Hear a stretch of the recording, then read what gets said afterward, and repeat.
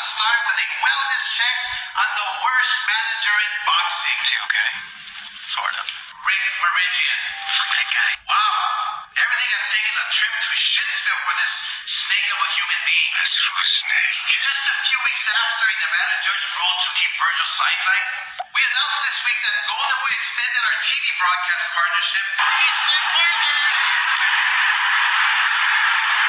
with the Zone. Now that he knows, he's fucked. Micro Dick Rick I have a micro penis. is suddenly blowing me up and begging me to call him back and fix this?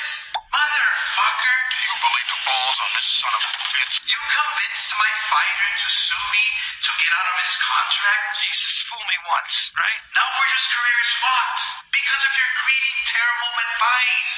Ooh, doggy, that was some bad advice. The time to talk it out is done. That ship has sailed. You tried to burn me, but ended up fucking yourself and Virgil. You fucked us. No, you fucked you. Now all you have to show for it is nasty legal bills and a micro dick between your fingers. I got a dead dick. I will never work with Rick Meridian ever again.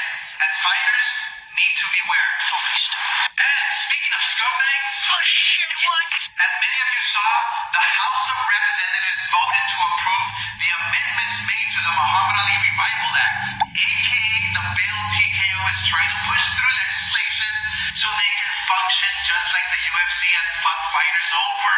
The whole thing's a giant scam. I'll say it again. The Muhammad Ali Act has been in place for 25 years, and there is zero reason to change it. But of course, Zuffa and TKO need to change it. Why? Because it's a total scam.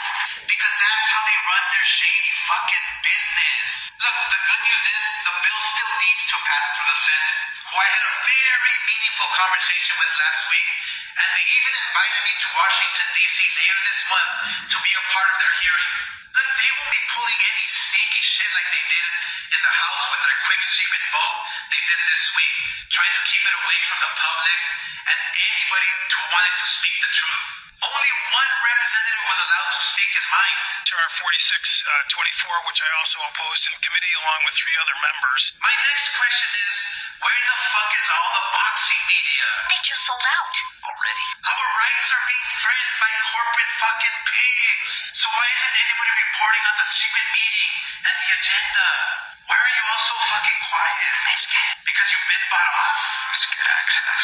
Makes me fucking sick. Zuffa wants to function as their own boxing organization, honoring only their fucking ballsack Zuffa belt and the ring belt, which is now meaningless. They make up their own rankings, and they're about to start breaking their own rules. Do as I say, not as I do. Look, May 18 will mark 2 years since Jairo Batai has fought an opponent ranked in the top 5. A lot of cats. So will they follow their own rules and strip him of the title? No. Or will Turkey just change the rules? Bingo. They already make up their own rankings, like putting Brandon Blanton at number 10. Believe this shit. This is what you're getting into with Zuffa. Made up belts, What about? made up rankings, and made up rules. Might as well be its own fucking reality show. As I've said, the ring integrity, history, and honor are dead at the bottom of Lake Erie next to Max Caliban's career. There it is. They are literally coming into boxing to do the same thing they do to the UFC fighters. Most of those guys can barely afford basic expenses. And now they see Uncle Fester and Zuffa bragging about how Conor Ben is being paid $15 million for a fight. Man, I can't even imagine how upset the UFC fighters are right now. It's not something that I'm happy about, so I don't even know who Conor Ben is. Dana White did it out of spite. A reporter asked Uncle Fester about it, and here's what he had to say. Well, listen, everybody. Why is it a bad thing when guys make more money? What kind of fucking answer is that? Uncle Fester, you're in the Neanderthal.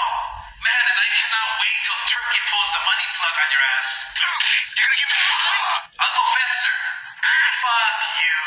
And remember, kids, you're never a hater if you only speak the facts. All right, that was Oscar De La Hoya basically speaking on the Muhammad Ali Reform Act that was passed through Senate, if I'm not mistaken. It isn't official yet, but you know, many people believe the final step is for Dana White, who is buddies with Trump, to basically sign this into law. Um, just because it's signed into law doesn't mean it can't be challenged. So probably what could happen, depending on how this works out with Zuffa over the next few years, you probably could see class action lawsuits again. You know, at the end of the day, they make it sound good and say, hey, we're giving fighters benefits. Well, shit, benefits is the least you could do. These guys are sitting up beating the shit out of each other in a boxing ring, and you acting like you doing something like what you should do. Giving somebody benefits is like at a working for a company, and they say, look, we have paper towels and toilet paper in the bathroom and gaskets. Well, you're supposed to have that stuff in here because it's a bathroom. Like, what if you, I mean, what are you supposed to do? You know, I mean, come on, man. Let's not play these games. Now, I will respond to something Oscar said in regards to the media because that's not fair. Okay.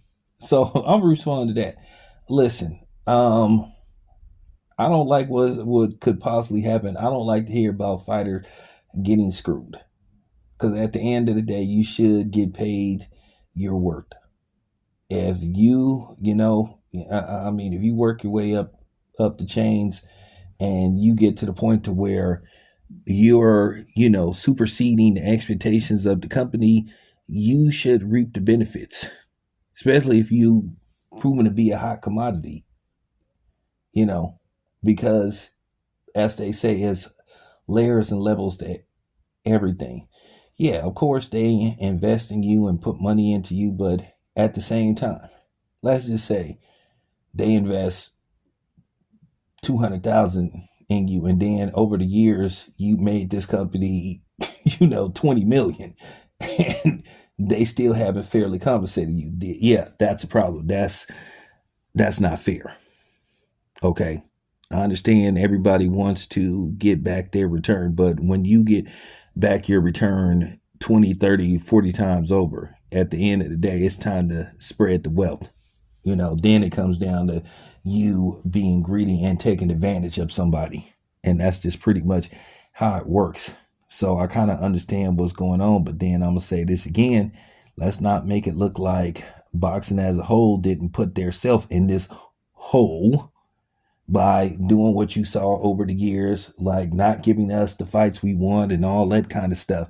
And this, a lot of the politics that have been going on in boxing over the past 10 plus years with us, you know, basically having to pull teeth to get fights we wanted to see. And by the time we got certain fights, they had lost their luster. Let's just keep it a buck. So let's not make it look like, Oscar, that you and the other promotional companies are not somehow at fault. I'm just keeping it a buck, and it has to be said. Now, the thing with Virgil Ortiz, Oscar, according to the court reports and according to what was decided in court, Virgil Ortiz basically tried to pull the snake move on Oscar, and now, based off what Oscar is saying, Oscar is gonna keep Virgil Ortiz on the shelf. Probably what's going to happen is it seemed like it's one of them situations where if Virgil Ortiz cuts ties with Rick Meridian, then maybe they can figure something out. But I'm going to tell you this right now. Virgil Ortiz is 28 years old. I think he just made 28 years old. You don't want to waste the next 2 to 3, maybe even 4 years just basically not doing anything. I clearly understand what's going on. I think if Virgil Ortiz cut ties with Rick Meridian, he may be willing to work with Virgil, because you didn't hear him say that, hey, Virgil, I'm not. Oh, well, actually, he did say the ship has came and sailed. But, you know, I could tell Oscar feels a little slighted. He feel that he looked out for Virgil when he feel like Virgil tried to snake him, you know. So it is what it is. Now, let's get to this thing where Oscar De La Hoya basically attacks the media and saying that why aren't we reporting on this, and why didn't we report on this secret meeting? Well, Oscar was a secret meeting. I mean, if we didn't know about me? How we gonna report it if we didn't know when it was supposed to take place? And you guys know they don't really go out of their way to publicly post these type of things, because they don't want certain people showing up and asking these type of questions. You gotta have, you gotta have some deep connections to get into those type of things, or know some people that know some people that know some people. So Oscar, for you to sit up here and attack the media and say, why aren't we reporting this? This is not fair. Now, Oscar, if you want us to show up for this meeting, this hearing, okay, give us the address, give us the date, give us the time, and then maybe some of us, if we're in the vicinity, we might could show up. Now, Oscar says he's going to Washington, D.C. to go to the hearing and voice his opinion. Okay, well, this is where the other promoters step in. This is where the fighters step in. You can't expect us to do everything, because at the end of the day, this is still on you guys. So I'm just saying, I can give you my assurance, Oscar, I haven't received any check from Dana White or Zuffa Boxing. Okay. For the most part, we don't even know how to get credentials for Zuffa events, let alone, and then as far as Dana White goes, Dana White has been evasive. Dana White, one thing about him, he talks around questions. And I'm going to say another dude, Dana White proved the double standard that goes on. After all, his last name is White. It was proven when everybody pretty much and their mama defended him with that situation with his wife. But keep in mind what happened with Ray Rice. Ray Rice was labeled public enemy number one. And you had people literally saying, well, technically Dana White's wife kind of like threw the first blow. So kind of like, Ray Rice said, oh, I'm disgusted. He should never, Dana White didn't even so much suffer one bit. Barely even addressed it with the public.